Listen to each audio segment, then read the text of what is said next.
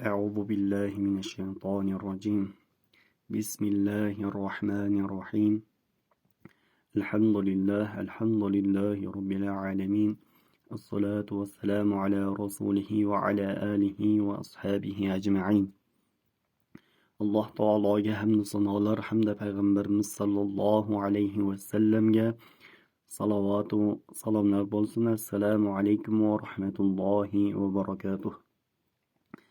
Aziz birodarlar, Qur'onni o'qib o'rganishlikdagi navbatdagi darsimizni boshlaymiz inshaalloh. Darsimizni Alloh taoloning bir kalomi bilan boshlasak, A'udhu billahi minash shaytonir rojim. Wa nunazzilu minal Qur'ani ma huwa shifaa'un wa rahmatun lil mu'minin. Albatta biz Qur'onni mu'minlar uchun rahmat hamda shifo qilib yaratdik dedi Alloh taolo. Inshaalloh Allohning rahmati bo'lgan Qur'onni o'qib o'rganishlikdagi navbatdagi darsimizni boshlaymiz. Alloh taolo o'zi bizlarga Qur'onni o'qishlikni oson qilsin, hamda zehnlarimizni ochsin, darslarimizni davomiy qilsin. Bismillahirrohmanirrohim. Shu. Mana bu bosh ko'rinishi ekan, bu esa o'rtada keladigan ko'rinish, bu esa oxirida keladigan ko'rinish ekan. Rosh, bush, shar, shaqo, sham, shak, bishru, shirbu, shahru, nashru, shukru, shurbu, mashrab, mashriq, mashrib, mashriq, mushtahir, mushtarak, ishtahara, yashtahiru, ibron shaqa, yabron shiqu. Oldingi darsimizda o'tganmiz qo harfi qalqala bo'ladi deb, sh harfi qalqalaga kirmaydi. Shuning uchun buni ushlab, ya'ni oqizib o'qiymiz. Ishtahara, yashtahiru, ibron shaqa, yabron shiqu.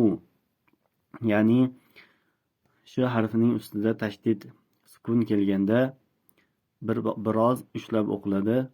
Ishtahara, ya'ni shu harfi bilinishligi uchun. Xo'p, keyingi harfimiz sa harfi ekan. Sa harfi ham o'zbek tilidagi sa tovushi kabidir debdi. Sa, si, su. Bu o'zbek tilidagi, ya'ni tiniqsi. Bas, sam, sir, sin, sil.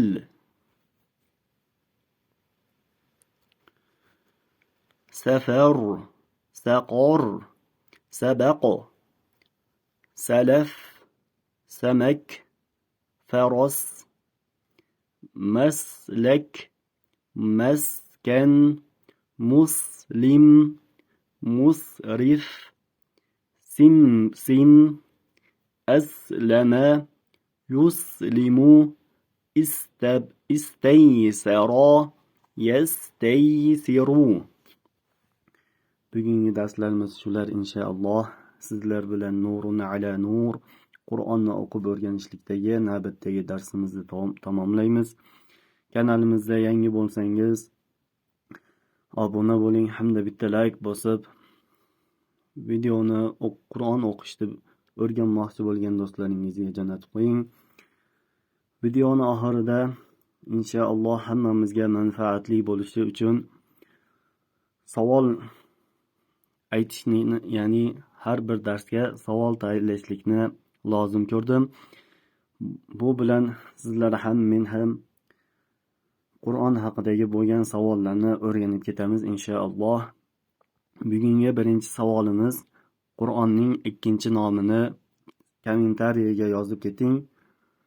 Bu bilan bilmaganlar o'rganadi, bilganlar yanada mukammallashtiradi inshaalloh.